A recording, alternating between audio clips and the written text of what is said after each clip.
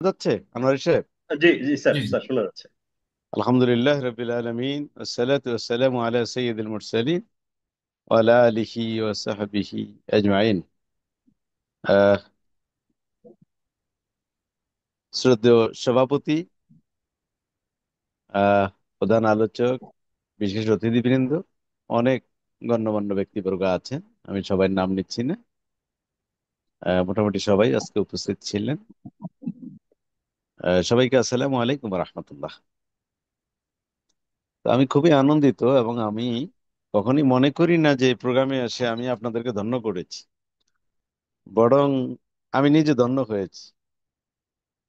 কারণ আলিয়া মাদ্রাসা আমাদের হৃদয়ের স্পন্দন। আজকে আমি ঢাকা বিশ্ববিদ্যালয়ের প্রফেসর, পরবর্তীতে একটা বিশ্ববিদ্যালয়ের ভাইস চ্যান্সেলর আল্লাহ আমাকে করেছেন। আমি মনে করি যে আলিয়া মাদ্রাসায় পড়েছি বলেই আমার আজকে এই অবস্থা হয়েছে। আমার আব্বা আম্মা যদি আমাকে জেনারেল শিক্ষিত করতেন, আমার মনে হয় না আমি এত সহজে এখানে আসতে পারতাম। তো আলিয়া মাদ্রাসার প্রতি আমরা কৃতজ্ঞ, আমাদের ঋণের কোনো শেষ নেই আলিয়া মাদ্রাসার প্রতি। তো আসলে সবাই গুরুত্বপূর্ণ কথা বলেছেন এবং আহ, শুরুতেই আমি ওইসব নিহত ছাত্র ছাত্রীদের কথা স্মরণ করছি, যারা জুলাই বিপ্লবে নিজেদের জীবন দান করেছেন। তাদেরকে আল্লাহর কাছে আমি শহীদের মর্যাদা কামনা করছি। এখনো কয়েক হাজার ছাত্র ছাত্রী হসপিটালে ছটফট করছে। অনেকেরই অঙ্গহানি হয়েছে, চোখ চলে গেছে, হাত চলে গেছে, পা চলে গেছে। আমি তাদের দ্রুত সুস্থতা কামনা করছি।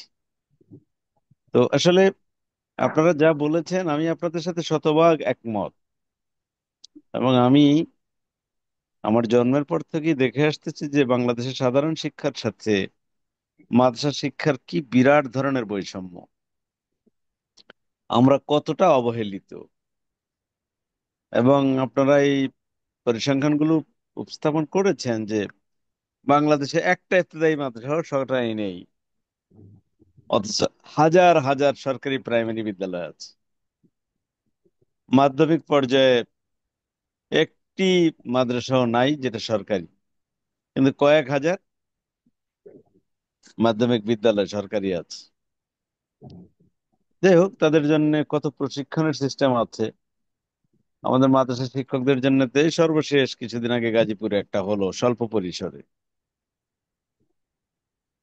তো এখন মানে আমাদের সমস্যার কোনো অন্ত নেই। এবং আপনাদের বলতে কি, আমি তো মাত্র 10-11 দিন হলো আমাকে দায়িত্ব দেওয়া হয়েছে ইসলামী আরবি বিশ্ববিদ্যালয়ের। ওখানে আমি নিজেও সমস্যার মধ্যে আছি। আমি ওখানে গিয়ে দেখি যে প্রোভাইস চ্যান্সেলর পলাতক, কোষাধ্যক্ষ পলাতক, ট্রেজারার আজকে চলে গেছে। আজকে আজকে চলে গেছে, কারণ উনি পটুয়াখালী বিজ্ঞান ও প্রযুক্তি বিশ্ববিদ্যালয় থেকে ছুটি নিয়ে এসেছিলেন। ওনাকে বলা হয়েছে ওনাকে ওখানে জয়েন করতে, আজকে চলে গেছেন উনি। তারপরে একজন ডিনও নেই, একজন প্রফেসরের পদেও একটা লোক নেই। বাকি অভিযোগ আর না বলি আর কি। তো এই অবস্থায় আমাকে এই বিশ্ববিদ্যালয়টি চালিয়ে নিতে হবে এবং চালিয়ে নিতে হচ্ছে। এবং অনেক পিছনের পরীক্ষা আটকা পড়ে আছে, রেজাল্ট হচ্ছে না। 21-22-এর পরীক্ষা এখনো অনুষ্ঠিত হয়নি। তারপর লক্ষ লক্ষ সার্টিফিকেট দিতে হবে। সেখানে সার্টিফিকেট দেওয়ার জন্য মেশিন আছে, প্রিন্টার মেশিন। একটা মেশিন আছে, সেটা মানে দ্রুত গরম হয়ে যায় মেশিন। যাই হোক, এই সমস্যাগুলো আছে আর কি। এগুলি বলে আপনাকে আমি হতাশ করছি না। এরপরও আমাদেরকে চেষ্টা করতে হবে। আমরা চ্যালেঞ্জ নিতে পছন্দ করি। সেদিন আমি শিক্ষা উপদেষ্টার কাছে গিয়েছিলাম, ওনার বয়স 86-র উপরে। তো উনি একজনকে বলতেছিল যে আমি তো শিক্ষা মন্ত্রণালয়ে চেয়ে নিয়েছি, কারণ এখানে অনেক সমস্যা আছে, চ্যালেঞ্জ আছে। আর আমি চ্যালেঞ্জ নিতে পছন্দ করি। 86 বছরের বৃদ্ধ ওয়াহিদুদ্দিন মাহমুদ স্যার এই কথা বলেছেন। তা আমরা যারা তার চোখ 30 বছরের ছোট, আমাদেরকে অবশ্যই চ্যালেঞ্জ নিতে হবে। এবং ইন্না মাআল উসরি ইউসরা, যেখানেই অন্ধকার তারপরেই আলো আসে, আমরা জানি। আমরা কি কখনো ভেবেছি আজ থেকে 2 মাস আগে বাংলাদেশকে আমরা এরকম বাংলাদেশ হিসেবে পাবো? আলহামদুলিল্লাহ, আল্লাহ আমাদের প্রতি রহম করেছেন। আমি মনে করি যে আজকে চারদিকে কিন্তু আপনি দেখেন মানুষেরা ইসলামের পক্ষে কথা বলা শুরু করেছে। ঢাকা বিশ্ববিদ্যালয়ের অধিকাংশ মেয়ে এখন পর্দা করে, অধিকাংশ ছেলে নামাজি। এগুলো আমাদের ভালো লাগে, এটা কোনো রাজনৈতিক বিষয় না। তো মানুষ নিজেই বুঝতেছে, কারণ হলো মানুষের পিঠ দেয়ালে ঠেকে গেছে। মানুষ যখন নির্যাতিত হয়, নিষ্পেষিত হয়, মেয়েরা যখন ইজ্জত হারায়, তখন নিজেরাই মনে করে যে যে আমাদেরকে কিন্তু একটা নৈতিক পরিবেশে আসতে হবে। আর নৈতিক পরিবেশ আমাদেরকে কিন্তু বাংলাদেশের যুগে যুগে সবচেয়ে বড় অংশটা দিয়েছে আলিয়া মাদ্রাসা। কাওমি মাদ্রাসাও দিয়েছে, কিন্তু আলিয়া মাদ্রাসার সাথে সিলেবাসটা এতটা বৈজ্ঞানিক যে এটার সাথে আধুনিক শিক্ষার সাথে ইসলামিক শিক্ষার একটা চমৎকার সমন্বয় হয়েছে। আমি বলবো না এটা 100% সফল, কিন্তু তুলনামূলক অন্য শিক্ষার চেয়ে এটা অনেক ব্যালেন্স এবং সমন্বিত শিক্ষা। কিন্তু এটার মধ্যে আরো কাজ করতে হবে, এবং আমি মনে করি যে এটার জন্য মাদ্রাসা বোর্ডের যেমন দায়িত্ব আছে, শিক্ষক প্রশিক্ষণ ইনস্টিটিউটের দায়িত্ব আছে। একটু আগে আমাদের মহাপরিচালক বক্তব্য রেখেছেন চমৎকার, ওনারও দায়িত্ব আছে। আমারও একটা অংশের দায়িত্ব আছে, ফাজিল এবং কামিলের। এই যে অনেকেই অনেক দাবি দেওয়ার কথা লিখতেছে, আমি আপনাদের প্রত্যেকটা দাবির সাথে একমত। এগুলি দাবি করতে হবে কেন? এগুলি আপনাদের মৌলিক অধিকার। শিক্ষা, চিকিৎসা, অন্ন, বস্ত্র, বাসস্থান, এগুলি আমাদের মৌলিক অধিকার। এগুলি আমাদের পেতেই হবে। তাহলে আমরা বারবার কেন রক্ত দেই? কেন আমরা বারবার আমাদের জীবনের ঝুঁকি নেই? তো বিধায় এই যে আপনারা সমাবর্তন চাচ্ছেন, এমফিল পিএইচডি করেছেন, অতিরিক্ত ইনক্রিমেন্ট চাচ্ছেন, এগুলি তো অবশ্যই দেওয়া দরকার।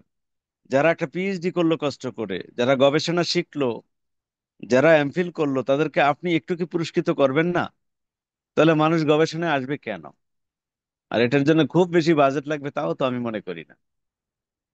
তো যাই হোক, প্রিয় ভাইয়েরা আমার, আপনারা এটা আয়োজন করেছেন, আমি মনে করি যে মাঝে মধ্যে এরকম সেমিনার করতে হবে। আমাদেরকে আপনারা জাগিয়ে তোলেন এবং গুরুত্বপূর্ণ ব্যক্তিদেরকে আপনারা দাওয়াত দেন। এবং আমি মনে করি যে আমরা এখনো যদি আমাদের সমাজে ইসলামী শিক্ষা না বাস্তবায়ন করতে পারি, তাহলে কবে করব? কারণ আমাদের সমাজ কলুষিত, আমাদের সমাজ দুর্বৃত্তের হাতে বন্দী, দুর্বৃত্তদের হাতে বন্দী। আমাদের সমাজে ঘুষ আছে, সুদ আছে, এখানে কি বলবো, পাশবিকতা আছে, জেনা আছে, ব্যভিচার আছে, দুর্নীতি আছে। আমাদেরকে ইসলামী শিক্ষায় ফিরে আসতেই হবে। আর সেটার একটা বিরাট অংশ যুগ যুগ ধরে সেবা দিচ্ছে আমাদের আলিয়া মাদ্রাসা। আলিয়া মাদ্রাসাগুলিতে সেই ঐতিহ্য ফিরিয়ে আনতেই হবে।